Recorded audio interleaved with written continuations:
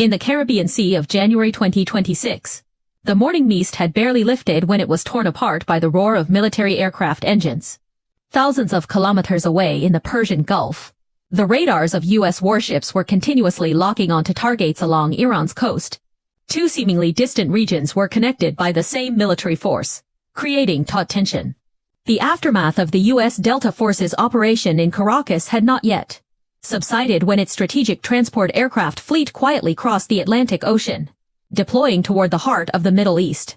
Was this intercontinental military maneuver a coincidence of two independent operations, or a carefully crafted global strategic chess game by the Trump administration? The answer lies in every closely monitored military movement and the details of geopolitical gamesmanship. Reports of the U.S. military's raid on Venezuela have gradually formed a relatively complete operational outline from initial scattered rumors. According to a January 6, 2026 report by Tencent News, in the early morning of January 3rd, U.S. Delta Force troops boarded MH-47 Chinook helicopters and raided Caracas, the capital of Venezuela. The entire operation took less than 3 hours to capture President Nicolas Maduro. This tactic electronic suppression first, followed by precise decapitation, perfectly replicated the classic model of U.S. special operations in recent years. More notably, after capturing Maduro, this elite unit did not rest for a moment and boarded C-17 strategic transport aircraft bound for Europe overnight. Among them, 4 transport planes took off directly from Fort Campbell military base in Kentucky, USA, with their final destination pointing to the Middle East. This series of military deployments has forced the outside world to re-examine the strategic intentions of the Trump administration. During the policy window before the U.S. Congress reconvenes in early 2026, linking the agendas of asserting dominance in Latin America and exerting pressure on the Middle East has become the core idea of its foreign strategy. Although the U.S. government has not issued an official statement on this intercontinental deployment, the continuity and targeting of the military operations go far beyond the scope of ordinary deployments. The situation in the Middle East was already like a taut string, where even a slight touch could produce a harsh sound. Multiple contradictions have intertwined here, forming a quasi-crisis state long ago. The rumors of U.S. military operations in Venezuela and the deployment of troops to the Middle East are like pressing another finger on the taut string, making the atmosphere in the entire region even more solemn. If these reports of military movements are true, this already turbulent land will undoubtedly plunge into a more dangerous abyss. Protest activities within Iran have become another force stirring up the situation in the Middle East, although there is no authoritative data to support the duration and intensity of these activities. Sporadic reports paint a tense picture. People's demands, like intertwined vines, entangle economic hardships and social expectations, forming local unrest on the streets. This unrest is like a crack. If it continues to expand, it may well provide an opportunity for external forces to exploit, adding to the geopolitical uncertainty in the Middle East. Iran's internal chaos has made the military movements of the United States and Israel the focus of external attention. Earlier reports of a 1,250% surge in pizza orders around the Pentagon, while lacking authoritative statistical backing, have been interpreted as a precursor to military action, forming a subtle echo with the operational practices of U.S. Special Forces. Informed sources told Tencent News that before large-scale operations, U.S. Special Forces often increase purchases of convenient food due to needs such as night assembly and continuous standby.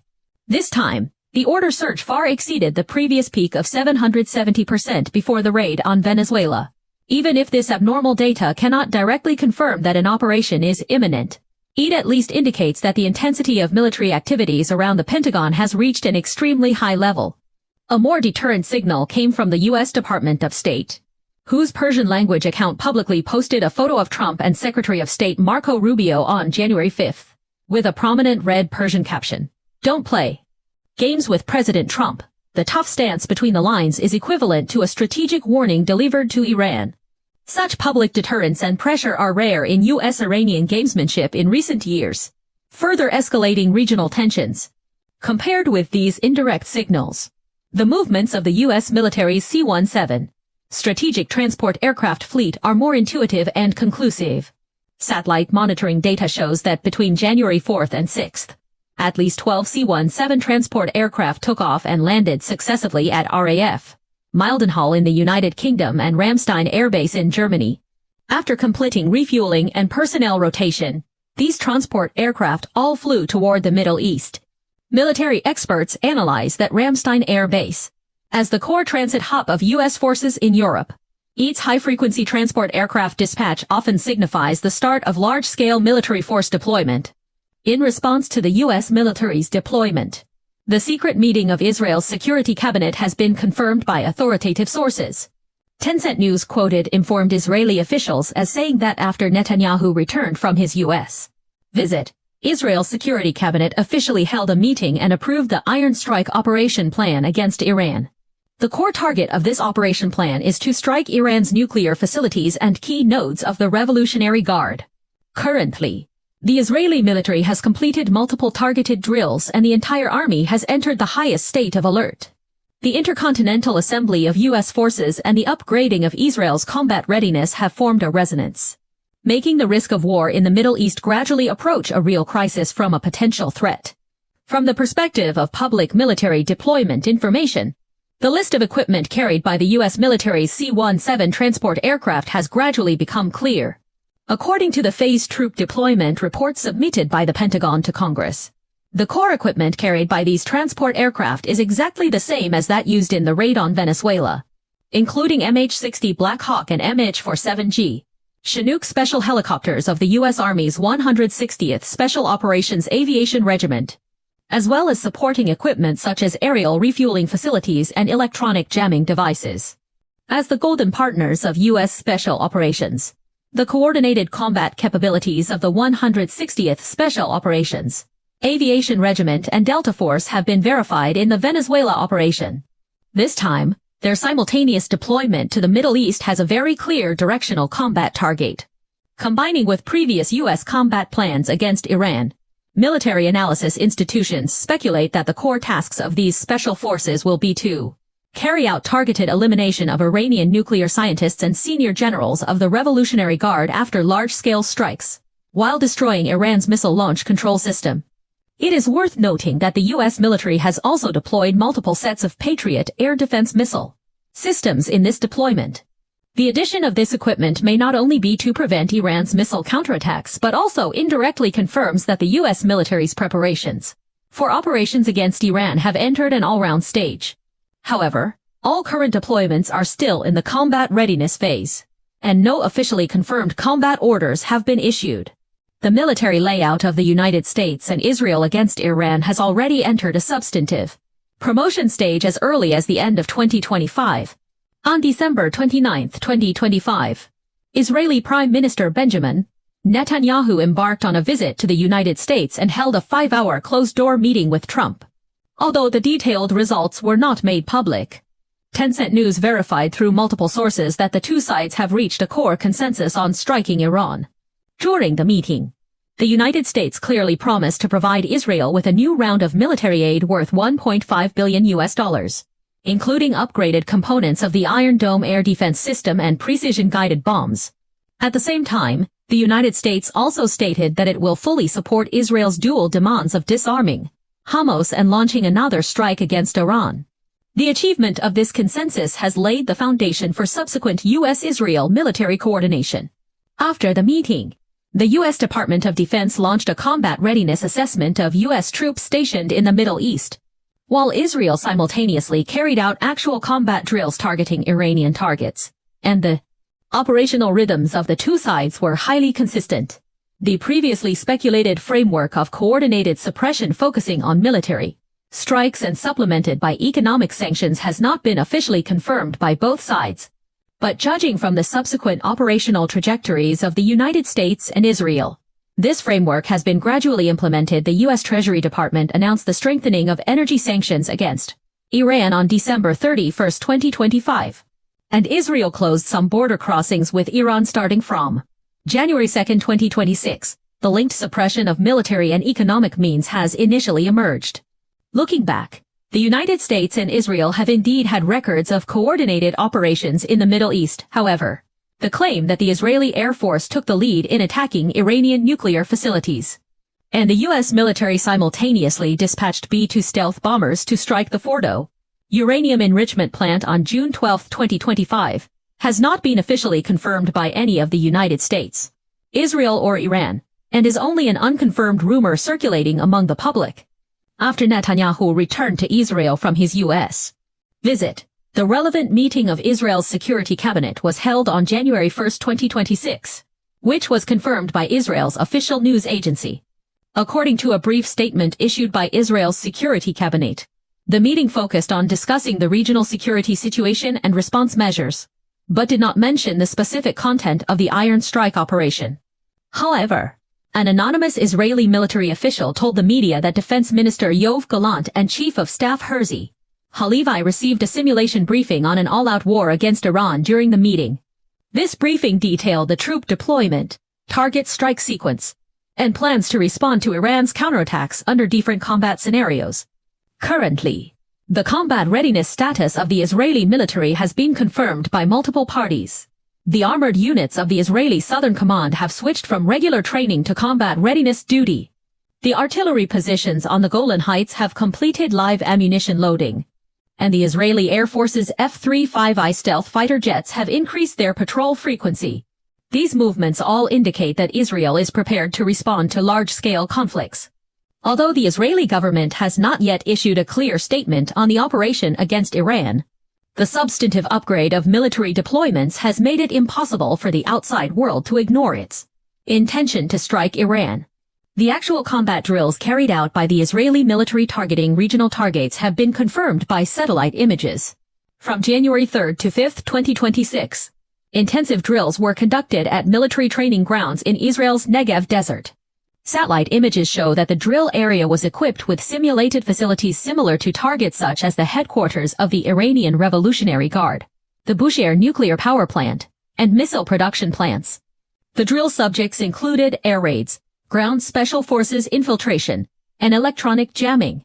Military experts judge through image analysis that the Israeli Air Force used precision strike weapons such as GBU-39, small diameter bombs and Delilah cruise missiles in the drills.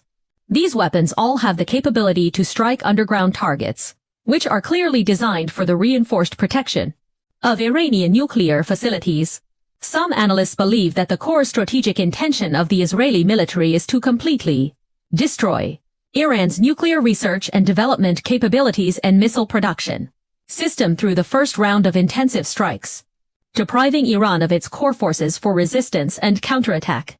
Judging from Israel's military tradition, it often adopts a preemptive strike strategy against potential threats. This precise drill targeting Iran's high-value targets is undoubtedly accumulating practical experience for possible military operations. However, when responding to media inquiries, an Israeli military spokesperson only stated that the drills are part of regular combat readiness training and did not admit that they are targeting specific countries. This vague statement is also consistent with its consistent style before military operations. Unlike the high-profile style of some previous military deployments, Israel's relevant operations this time have been very low-key. The Israeli government has explicitly issued a ban, prohibiting officials from discussing any content related to military operations against Iran on public channels such as social media, and even implemented information control over the military's training dynamics. An Israeli political analyst interpreted that the government adopted a low-key strategy for two core reasons. First, Iranian people have long-standing hostility toward Israel. Historically, multiple external interventions have triggered a surge in nationalist sentiment in Iran. If Israel high-profilely intervenes in Iran's internal chaos, it may well make the originally scattered protest demands turn to unity against external forces, recreating the scenario where external intervention actually strengthens internal unity, which will greatly increase the difficulty of the strike. Second, to cooperate with the coordinated combat rhythm of the United States and Israel, avoiding leaving Iran sufficient preparation time due to premature exposure of intentions. From the current situation, Israel clearly hopes that the United States will take the lead in launching the first round of strikes, and then use the strike effect of the U.S. military to accurately eliminate core targets in subsequent operations. This strategy of leveraging momentum can not only reduce its own military risks but also reduce international public opinion pressure. However, This low-key strategy has also triggered some controversies within Israel. Some opposition members believe that the government should clearly explain the regional security situation to the public to avoid social panic caused by information opacity. From the perspective of current troop deployments and combat systems, the U.S. Israel military presence in the Middle East has formed a normalized suppression posture. This posture is not constructed in the short term but has been formed through years of layout and improvement. According to the 2025 Middle East Military Force Report released by the U.S. Department of Defense, the U.S. military has approximately 52,000 permanent troops in the Middle East and more than 20 military bases, forming strategic fulcrums centered on Al Udeid Air Base in Qatar, Naval Support Activity Bahrain in Bahrain, and Muwafiq Salti Air Base in Jordan. As the core ally of the United States in the Middle East, Israel's military forces have formed in-depth coordination with the U.S. military. The two sides not only share intelligence information but also conduct regular joint military exercises, building a multi-level and full-spectrum three-dimensional military presence system. External analysts believe that this system already has the capability of full-domain suppression against Iran, forming an encirclement posture from multiple dimensions such as air, sea, land, and special operations. However, some military experts point out that the so-called full-domain suppression still has certain limitations. Iran's geographical environment is complex. Its missile forces have certain concealed strike capabilities, and Iran has multiple proxy forces in the region. These factors may weaken the suppression effect of the United States and Israel. Currently, although the U.S. Israel military presence has formed a potential threat to Iran, it has not yet reached the level of full control of the situation, and the balance of power between the two sides is still in a dynamic equilibrium state. This potential suppression posture is mainly composed of three layers of strike forces. The first layer is the Air Assault Group. As the most deterrent strike force currently, the U.S. military has deployed an air combat echelon with full-domain strike capabilities in the Middle East. At Al Udeid Air Base in Qatar, the U.S. military has deployed 12 F-35A stealth fighter jets. This fighter jet has super stealth penetration capabilities, can carry AIM-120 air-to-air missiles and GBU-53B precision-guided bombs, and can conduct precise strikes on ground targets without being detected by radar. Muwafiq Salti Air Base in Jordan has deployed 6 B-1B Lancer strategic bombers. This bomber has a maximum bomb load of 60 tons, and one can carry 24 JASM stealth cruise missiles, which can directly hit the underground command post in Tehran, the capital of Iran, from the outer waters of the Persian Gulf. In addition, the U.S. military has also deployed 4 EA-18G Growler electronic warfare aircraft in the Middle East. This aircraft can carry out strong jamming on Iran's radar early warning system, opening up safe channels for the air strike group. The coordinated deployment of these advanced aircraft has formed an air force with stealth penetration, long-range precision strike, and electronic suppression capabilities, like a Raptor hovering at high altitude, ready to pounce at any time. The Israeli Air Force has also deployed more than 20 F-35I stealth fighter jets, which can cooperate with the U.S. military's F-35A to jointly undertake the first round of raid tasks, further enhancing the intensity and coverage of air strikes. The second layer is the maritime blockade and long-range strike system. The U.S. Navy's Fifth Fleet, with Naval Support Activity Bahrain as the core hub, has built a maritime force deployment covering the Persian Gulf, Gulf of Oman, and Arabian Sea. Currently, the Fifth Fleet has jurisdiction over 1 aircraft carrier strike group, 4 Arla Burke-class Aegis destroyers, 2 Ticonderoga-class cruisers, and 3 Virginia-class attack submarines. Among them, the F-118F carrier-based fighter jets on the USS Ford can perform air superiority, sea control, and land strike missions, with an operational radius covering the entire territory of Iran. The Arla Burke-class Aegis destroyers have strong air defense and anti-missile capabilities, can intercept ballistic missiles launched by Iran, and the Tomahawk cruise missiles they carry have full-domain precision strike capabilities. The Virginia-class attack submarines have concealed assault capabilities, and a single submarine can carry 150 for Tomahawk missiles, which is sufficient to carry out saturation strikes on the entire territory of Iran. The coordinated deployment of these warships has not only formed a maritime blockade line against Iran, which can cut off Iran's oil export channels and maritime material transportation, but also has strong long-range strike capabilities, and can strike Iran's coastal targets and inland key nodes at any time. In addition, the U.S. military has also deployed multiple littoral combat ships in the Persian Gulf. These ships have flexible combat capabilities and can perform tasks such as coastal patrols and special forces delivery, further improving the maritime combat system. Although the Israeli Navy does not have ocean-going combat capabilities, it has deployed multiple missile frigates in the Red Sea and the Mediterranean Sea, which can cooperate with the U.S. military to implement local maritime blockades and form regional coordination. The third layer is the Special Operations and Decapitation Strike Force, which is regarded as the sharp sword of U.S. Israel operations against Iran. The U.S. Army's 160th Special Operations, Aviation Regiment and Delta Force have completed coordinated deployment in the Middle East, and the two sides have carried out multiple joint drills recently, including subjects such as behind enemy lines infiltration, targeted elimination, and hostage rescue. Israel's Mossad agents and Sayeret Matkal have also deeply participated in it. These special forces have rich practical experience and have carried out secret missions in the Middle East many times. According to public information on U.S. Israel joint drills, the two sides have jointly formulated targeted elimination plans for senior generals of the Iranian Revolutionary Guard, nuclear scientists, and even Supreme Leader Ayatollah Ali Khamenei, to improve the success rate of decapitation operations. The U.S. military has also deployed multiple MQ-9 Reaper drones, which can hover at high altitude for a long time, transmit target information in real time, and directly launch missiles to strike when necessary. Military experts analyze that the core role of Special Operations Forces is to eliminate residual core targets after large-scale military strikes and completely dismantle Iran's command system. From the experience of the Venezuela operation, U.S. Special Forces have the ability of rapid penetration and precise strike with the cooperation of electronic suppression. If this model is replicated in Iran, it will pose a fatal threat to Iran's core leadership.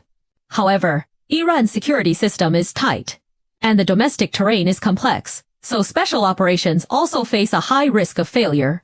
Combined with these deployment situations, it is speculated that if the United States and Israel take military action against Iran, they will most likely adopt the three-pronged combat model verified in Venezuela.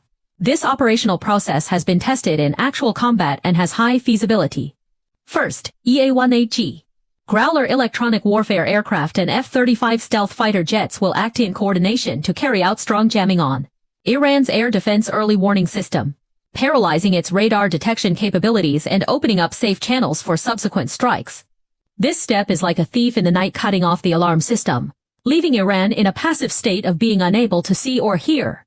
Second, the U.S. military will launch Tomahawk cruise missiles from the sea, and the Israeli Air Force will simultaneously dispatch fighter jets to launch precision-guided bombs, carrying out saturation strikes on Iran's command and communication centers, energy supply facilities, nuclear facilities, and missile bases, completely breaking Iran's operational command chain and war potential. This step is like breaking the opponent's hands and feet, depriving it of the ability to resist. Finally, Delta Force, the 160th Special Operations Aviation Regiment, and Israeli Special Forces will board helicopters to raid core areas, carry out targeted elimination tasks, arrest or eliminate Iran's core leadership, and complete the final combat objectives. However, unlike Venezuela, Iran has stronger counterattack capabilities.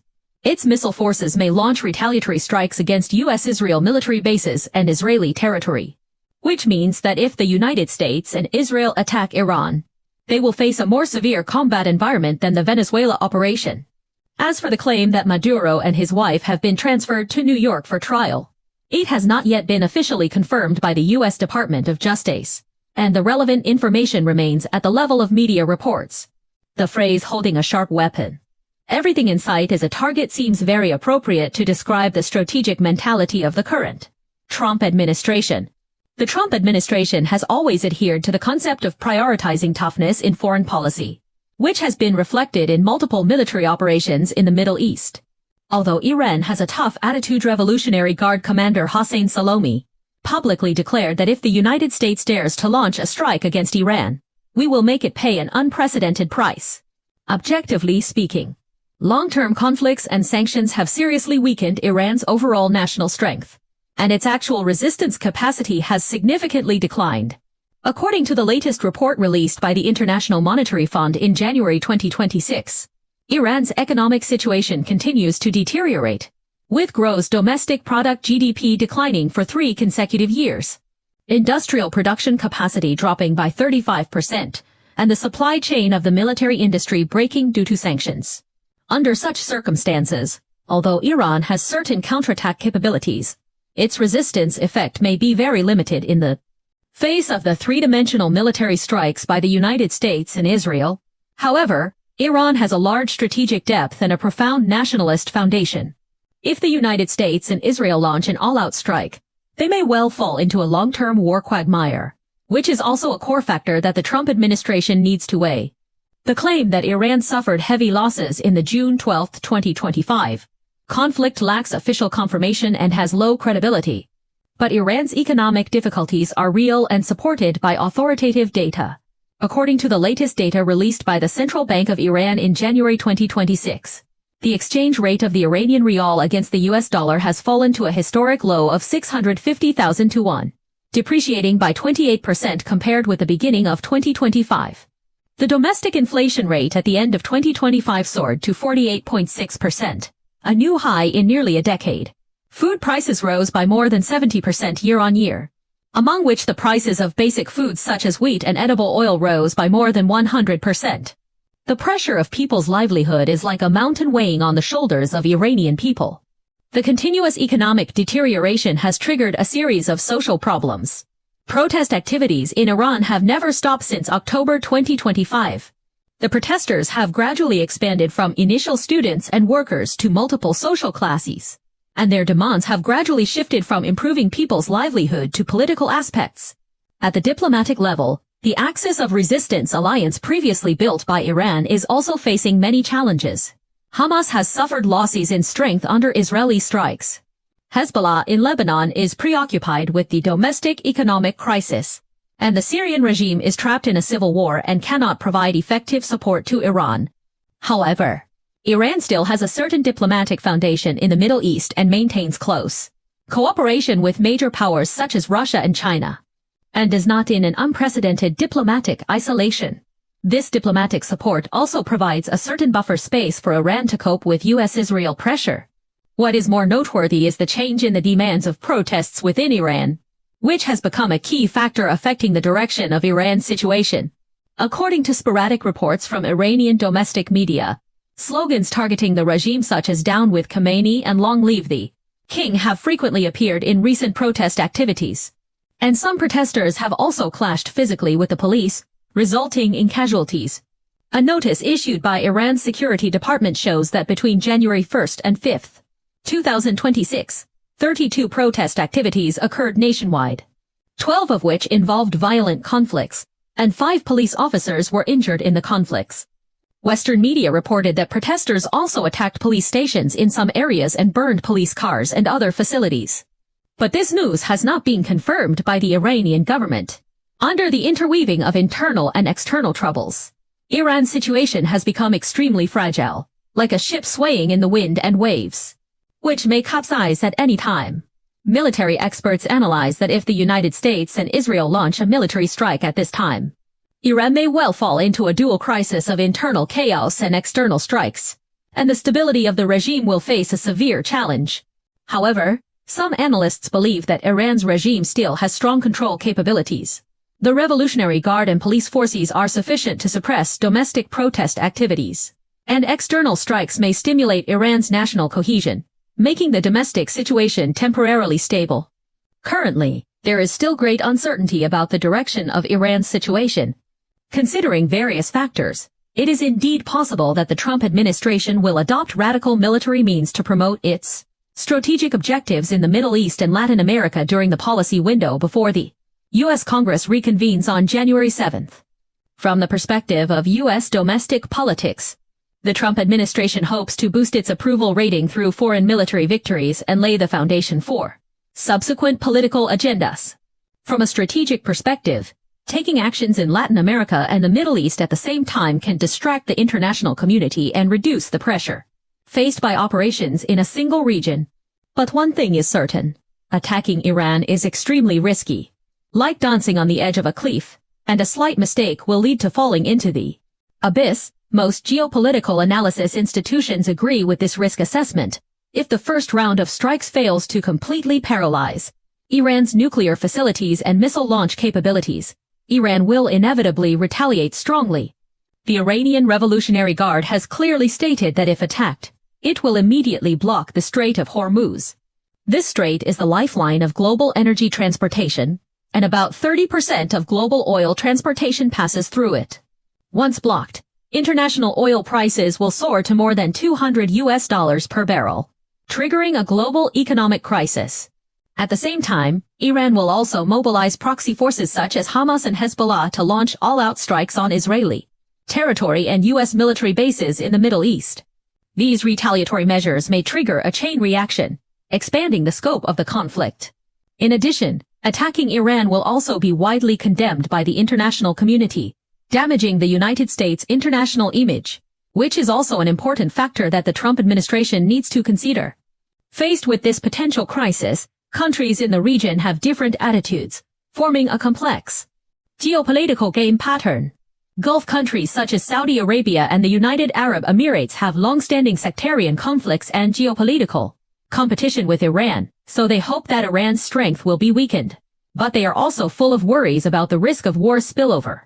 Saudi Foreign Minister Prince Faisal bin Farhan Al Saud said in a recent public speech that Saudi Arabia opposes any military action that may trigger regional unrest. This statement not only reflects vigilance against Iran but also reflects fear of war risks. The United Arab Emirates has quietly strengthened its domestic air defense deployment and increased oil reserves to cope with potential energy crises. Qatar, as a core ally of the United States, provides military bases for the U.S. military but also maintains certain diplomatic relations with Iran, trying to seek a balance between the United States and Iran. China and Russia have clearly opposed the unilateral military actions of the United States and Israel. A spokesperson for China's Ministry of Foreign Affairs said at a regular press conference that China has always advocated respecting the sovereignty and territorial integrity of all countries, opposed the use of force to resolve international disputes, and called on relevant parties to exercise restraint and resolve differences through dialogue and consultation. Russia has enhanced Iran's resistance capacity through energy cooperation and arms sales, and promoted discussions on relevant issues in the UN Security Council, trying to prevent the escalation of conflicts through diplomatic means. More seriously, if the Khomeini regime falls in the strike, Iran may well repeat the mistakes of Syria and fall into a long-term civil war. The contradictions between Sunnis and Shiites will further intensify, and extreme terrorist forces will rise like weeds, plunging the entire Middle East into a state of comprehensive disorder, and then triggering a global geopolitical crisis. This situation will not only cause devastating blows to the Middle East but also have a profound impact on the global security and economic pattern. Sorting out the geopolitical conflicts in the Middle East in recent years, it is not difficult to find that U.S. military operations are often the trigger for regional unrest. On January 3, 2020, the U.S. military launched an airstrike that killed Iranian senior General Qasem Soleimani. This incident is confirmed by the official and is undoubtedly true. It directly ignited the Middle East crisis at that time. Iran immediately launched missiles at U.S. military bases in Iraq, and the conflict between the two sides was on the verge of full-scale outbreak. The claim that the U.S. military raided Venezuela and captured Maduro on January 3, 2026, although reported by many authoritative media, has not been officially confirmed by the U.S. Department of Defense and the State Department. So there is still a certain degree of information uncertainty. Currently, whether Iran will become the next target of the United States cannot be found in official information, but the military deployments of the United States and Israel have made the outside world feel a strong sense of war. It is worth noting that the mediation efforts of the international community are also advancing simultaneously. Secretary General Antonio Guterres has held phone calls with Trump, Netanyahu, and Iranian President Ebrahim Raisi respectively, calling on all parties to exercise restraint and resolve differences through diplomatic channels. Guterres also said that the United Nations is ready to send special envoys to the Middle East and Latin America to assist relevant parties in conducting dialogue. However, from the current situation, diplomatic mediation faces many difficulties. The military deployments of the United States and Israel are still continuing, Iran is also strengthening its combat readiness. The hostile emotions between the two sides are constantly escalating, and the Middle East is at a crossroads between war and peace. The U.S. Israel military deployments in the Middle East have indeed made the outside world worry about the risk of war, but claims such as entering the final preparation stage and waiting for the order to be issued, and the world is standing at the threshold of a new large-scale regional war are still subjective predictions, lacking sufficient factual support, and are more like alarmist remarks by some media. The final direction of the situation still depends on the strategic choices of all parties. In the rumors of the U.S. military's raid on Venezuela, there is also a distressing episode, which has made the geopolitical game in Latin America more complex. According to reports from multiple Latin American media, 32 Cuban citizens were killed in the operation. They were guarding Maduro as security personnel and fulfilling their obligations as allies with their lives. This news has attracted widespread attention in Cuba. Cuban people launched mourning activities on social media, calling on the government to explain the matter. The Cuban government has not yet issued an official statement on this news, but an official Cuban media quoted an anonymous source as saying that the Cuban government has fulfilled its obligations as an ally to Venezuela, and these fallen personnel are witnesses to the friendship between Cuba and Venezuela. As for the Russian Wagner group mercenaries who have attracted widespread attention from the outside world, there are reports that they have been stationed in Venezuela since 2024, with a number between 200 and 1,000, mainly responsible for training the Venezuelan military and assisting in guarding key facilities. But in this U.S. military raid, the Wagner mercenaries were nowhere to be seen. Whether they participated in the operation and why they did not play a role, these questions cannot be clarified by authoritative information and are controversial rumors. Some Western media speculated that the Wagner mercenaries may have learned of the U.S. military's operation in advance and chose to avoid the war. Others analyzed that the deployment area of the Wagner mercenaries was not in Caracas, so they could not participate in the defense in time. Currently, neither the Russian government nor the Wagner group has responded to the matter. This mystery has further increased the complexity of the Venezuelan situation. Unconfirmed reports also indicate that Cuban President Miguel Díaz-Canel publicly disclosed the death of these 32 compatriots on January 5. In a public event, he said that these personnel participated in resisting the U.S. military raid as security personnel and finally sacrificed heroically, due to the disparity in strength between the enemy and us. The news also mentioned that Díaz-Canel praised the loyalty of these personnel in his public statement, emphasized that they guaranteed the safety of their allies with their lives, and announced that the national flag would be flown at half-mast for 2 days of mourning. But these news have not been officially confirmed by the Cuban and Venezuelan governments, and the relevant statements have not been made public through the official channels of the two countries. When responding to media inquiries, a spokesperson for the Cuban Ministry of Foreign Affairs only said that it is verifying the relevant information and did not give a clear answer. For its part, Venezuela has remained silent. The core members of the Maduro government are currently out of contact and cannot explain the details of the operation. The international community can only treat these circulating news with caution. After all, in the chaotic situation of military operations, the authenticity of information is often difficult to guarantee, and various rumors emerge one after another. However, this incident has aroused vigilance among left-wing countries in Latin America. Several left-wing governments have issued statements condemning U.S. hegemonic behavior, believing that U.S. military intervention has seriously undermined peace and stability in Latin America. In fact, the military cooperation between Cuba and Venezuela has a profound historical origin, which can be traced back to the period when Hugo Chavez was president of Venezuela. After Chavez was elected president of Venezuela in 2000, he pursued a series of anti-U.S. policies and actively strengthened cooperation with left-wing countries such as Cuba to build an anti-U.S. alliance in Latin America. At that time, relying on its rich oil resources, Venezuela became an energy power in Latin America. The Chavez government also used oil resources as an important bargaining chip for diplomatic cooperation, providing large-scale oil assistance to Cuba, exporting an average of about 10 million tons of oil to Cuba every year at a price lower than the international market. This assistance effectively alleviated Cuba's energy shortage and economic pressure. In return, Cuba gave play to its advantages in military training and security, sending well-trained military personnel to Venezuela.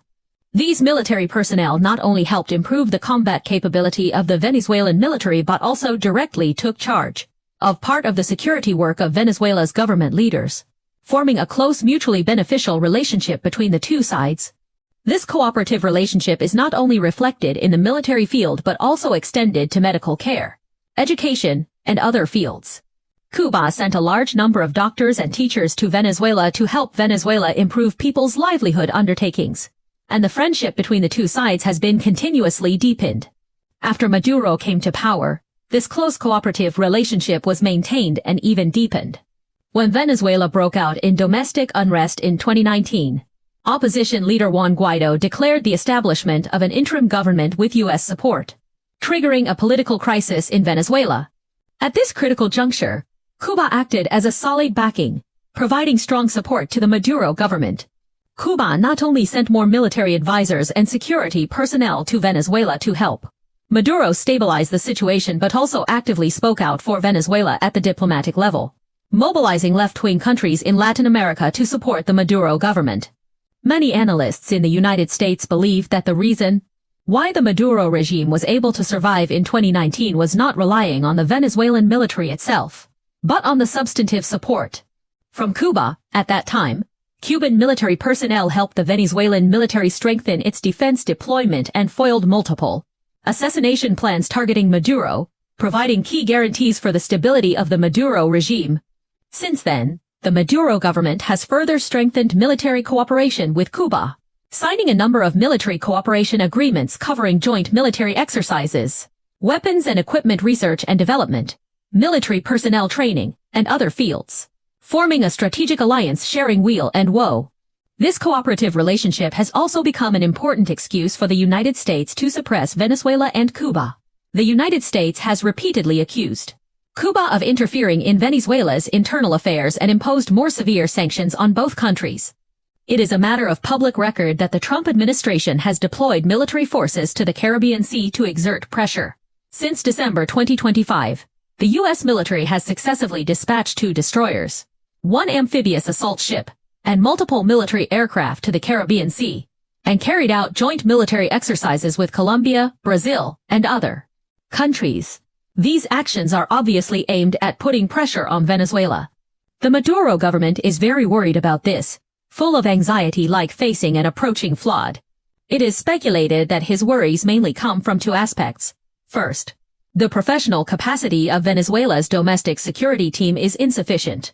After years of economic crisis and sanctions, the equipment of the Venezuelan military is seriously outdated, and personnel training is inadequate, making it difficult to cope with the strikes of modern military forces like the U.S. military. Second, he is worried about U.S. infiltration within the team. In recent years, the United States has infiltrated and instigated rebellion against Venezuelan military and government officials through various means, and many senior Venezuelan military officers have defected, making Maduro distrust the domestic security forces. Based on these worries, Maduro put forward an assistance request to the Cuban government, expanding the scale of Cuban security personnel around him, and finally forming a dual security system in which Cuban personnel are responsible for core close security and Venezuelan domestic forces are responsible for peripheral vigilance. The construction of this system reflects Maduro's high trust in Cuba and also reflects the severity of the Venezuelan situation.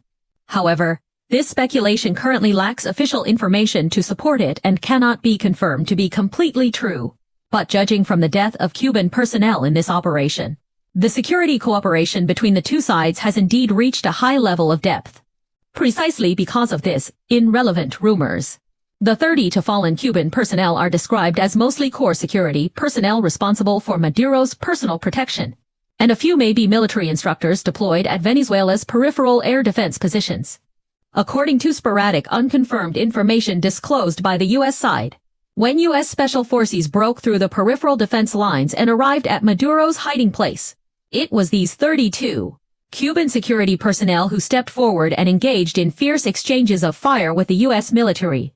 These Cuban security personnel are well-trained and have rich combat experience, showing extremely strong combat effectiveness during the exchange of fire, and even wounding several U.S. military personnel. But unfortunately, There is a huge gap in equipment between the two sides.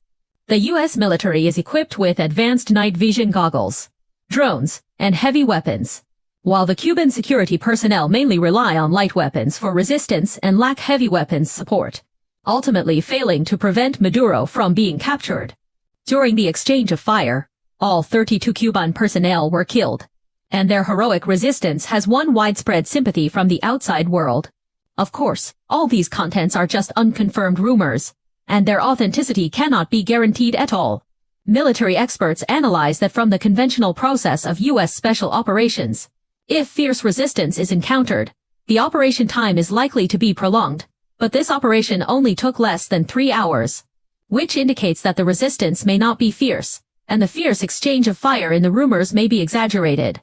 But in any case, the death of Cuban personnel has become a fact, and this incident will also have a profound impact on the relationship between Cuba and Venezuela. The death of Cuban personnel has become a fact, and this incident will also have a profound impact on the relationship between Cuba and Venezuela. There are also rumors that Venezuelan Defense Minister Vladimir Padrino later disclosed to the media through secret channels that most members of Maduro's security team were killed in this raid, and data released by Venezuela shows that the entire raid caused about 80 deaths. If these 80 people include the 32 Cuban personnel, then the proportion of Cuban casualties reaches 40%, which is sufficient to illustrate the core position of Cuban personnel in Maduro's security system. Judging from this rumored data, the Cuban government has fully supported the Maduro government, even at the cost of the lives of its own citizens. But all this is based on the premise that the rumors are true, which itself is not certain and can only be used as a reference. Currently, there are various claims about the number of casualties in this operation.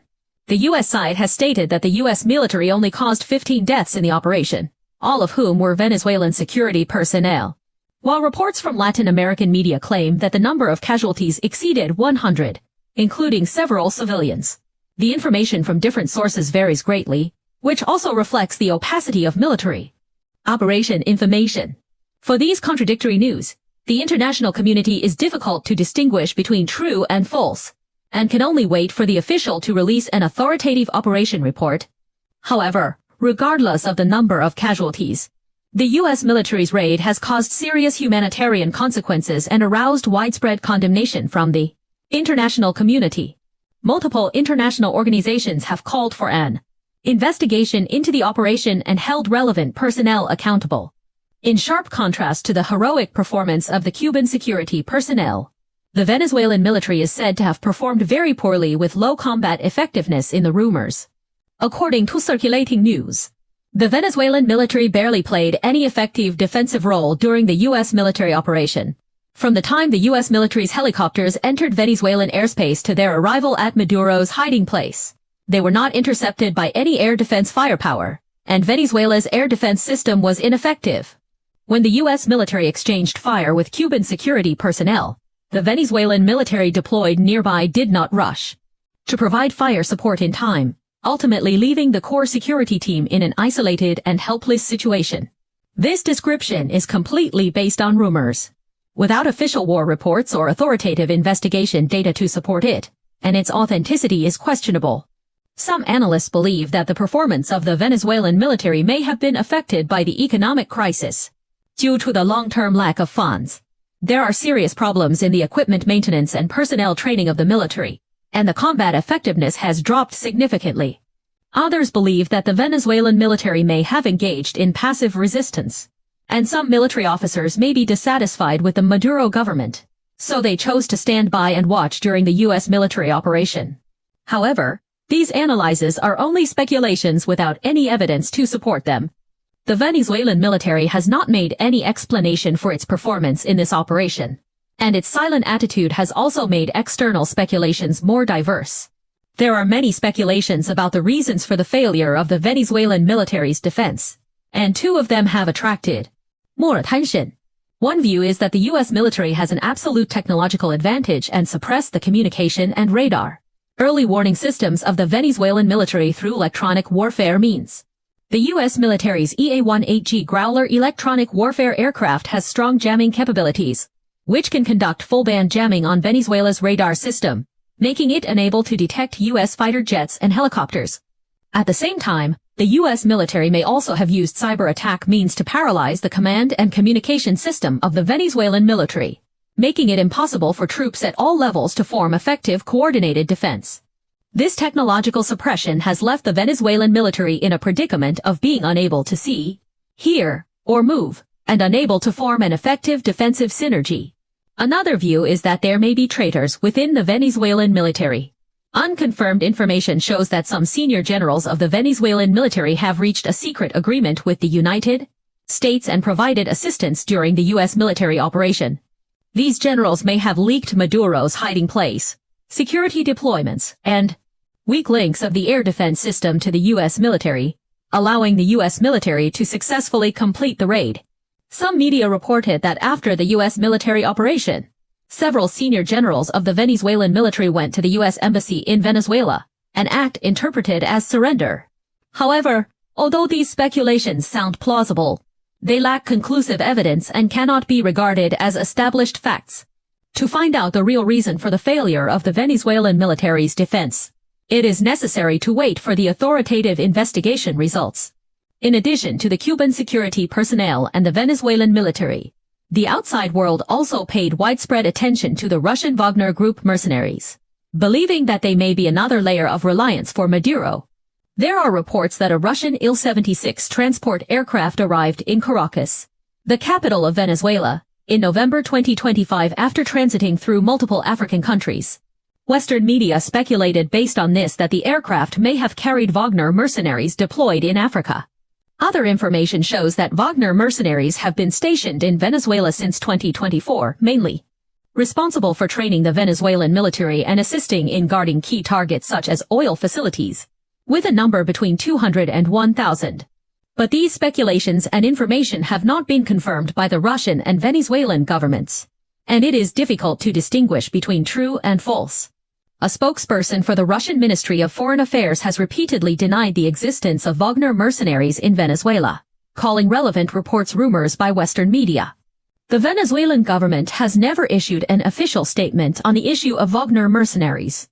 However, satellite images show that non-Venezuelan armed personnel have appeared in some military bases in Venezuela, and the training methods and equipment of these personnel are similar to those of Wagner mercenaries, which also provides certain evidence for the rumors of Wagner mercenaries being stationed in Venezuela. In the U.S. military's raid on Venezuela, these suspected Wagner mercenaries did not appear, which also triggered widespread speculation from the outside world. As for whether the Wagner group participated in this rumored operation and why it did not play a role, there are different opinions from the outside world, forming a variety of interpretations. One view is that Maduro trusts Cuban soldiers, who are from the same Spanish-speaking country as him, more than Russian Wagner mercenaries, and has certain distrust of them. Therefore, he sent Wagner mercenaries to other regions to perform non-core tasks, such as guarding borders or oil facilities, and did not let them participate in core security work. When the U.S. military raid occurred, the Wagner mercenaries were far from the scene of the operation and could not rush to support in time. Another view is that the Wagner mercenaries chose not to confront the U.S. military head-on out of consideration for their own interests. As a private military company, the core goal of the Wagner Group is to pursue economic interests. Confronting a powerful military force like the U.S. military head-on may cause huge casualties and economic losses, which is not in line with its interest demands, so it chose to avoid the war. There is also a view that the Russian government may have learned of the U.S. military's operation in advance and ordered the Wagner mercenaries not to participate to avoid direct conflict with the United States and trigger a larger geopolitical crisis. Regardless of the speculation, there is no authoritative information to support it. The movement of the Wagner Group in this key operation is still an unsolved mystery. The silent attitude of the Wagner Group has also made this mystery more confusing, and it is currently impossible to judge which speculation is closer to the truth. If the rumors of the U.S. military's raid on Venezuela are true, then the different performances of these three armed forces can provide a warning for the construction of security guarantee systems for national leaders around the world. The security of a country's core leadership cannot rely solely on external forces. Just like a house cannot only rely on external support but must have a solid internal structure. Maduro over-relied on Cuban security personnel and Wagner mercenaries, while neglecting the construction of domestic military and security forces, and ultimately fell into a passive position when the crisis came. This case fully shows that only by building a strong and loyal domestic military and matching it with a professional and efficient domestic security team can we truly resist security threats such as sudden raids and decapitation operations and ensure the stability of the regime. At the same time, countries should also strengthen internal unity, avoid internal infiltration and division. Otherwise, no matter how powerful external security forces are, they cannot play a role. In addition, countries should also build a good international environment through diplomatic means, reduce external threats, and fundamentally ensure national security. Although this warning is a theoretical summary, it still has certain practical significance when combined with specific national conditions. For other countries facing similar security threats, the Venezuelan case provides valuable experience and lessons worthy of in-depth study. It should also be added that the claim that after Maduro was captured by the U.S. military, Venezuelan acting President Delcy Rodriguez released a friendly signal to the United States is also lacking official authoritative information to confirm. However, Venezuela's political situation has shown obvious signs of unrest. Most core members of the Maduro government are out of contact, and the opposition has taken the opportunity to become active. Like Venezuela, Cuba, which is also the core of the anti-U.S. camp in Latin America. Its strategic situation has also attracted close attention from the outside world. Many people believe that Cuba may become the next target of U.S. pressure. The background of U.S. Secretary of State Marco Rubio is crucial. He is a descendant of Cuban exiles, grew up in the strong anti-Cuban atmosphere in Florida, and has long adhered to a tough anti-Cuban stance, with a certain influence in the formulation of the Trump administration's Latin American strategy. This background information is a matter of public record. Analysts believe that Rubio is likely to promote the government to adopt tough policies against Cuba, including strengthening economic sanctions, enhancing military deterrence, and even replicating the pressure model against Venezuela. Currently, the United States has imposed sanctions on Cuba for decades, which have seriously affected Cuba's economic development and people's livelihood improvement. If the United States further strengthens sanctions, Cuba's economic situation may further deteriorate, and social instability factors may increase. In addition, the United States may also use opposition forces within Cuba to incite internal chaos and attempt to overthrow the Cuban regime. However, the Cuban regime has strong stability. The Revolutionary Guard and the people have a high approval rate for the regime, and it is not easy for the United States to overthrow the Cuban regime. At the same time, Cuba has extensive diplomatic support in Latin America, and multiple left-wing countries have clearly stated that they will support Cuba in resisting U.S. pressure, which also provides a certain security guarantee for Cuba. This speculation still needs to be verified in conjunction with the subsequent policy trends of the United States, but the strategic pressure faced by Cuba already exists. In the final analysis, against the background of possible changes in Venezuela's political situation and possible reshaping of the Latin American geopolitical pattern, Cuba is facing not only a moral choice but also a strategic test related to national survival. If the Díaz-Canel government holds a high-profile memorial, from the perspective of geopolitical risk assessment, if the United States turns its strategic spearhead to Cuba, after the operation against Venezuela, it is likely to activate the awareness of opposing external intervention in Latin America. Just like igniting a prairie stimulating nationalist sentiment in Cuba and other Latin American countries, the outbreak of this sentiment will bring huge obstacles to the advancement of the U.S. Latin American strategy and may even trigger a regional anti-U.S. wave. If the Trump administration really takes a military adventure against Cuba, it may ultimately fall into a new geopolitical predicament, leading to a serious imbalance between strategic gains and costs. However, these risk assessments are only theoretical deductions, and the actual probability of occurrence needs to be comprehensively judged in conjunction with the specific international environment and the balance of power among all parties.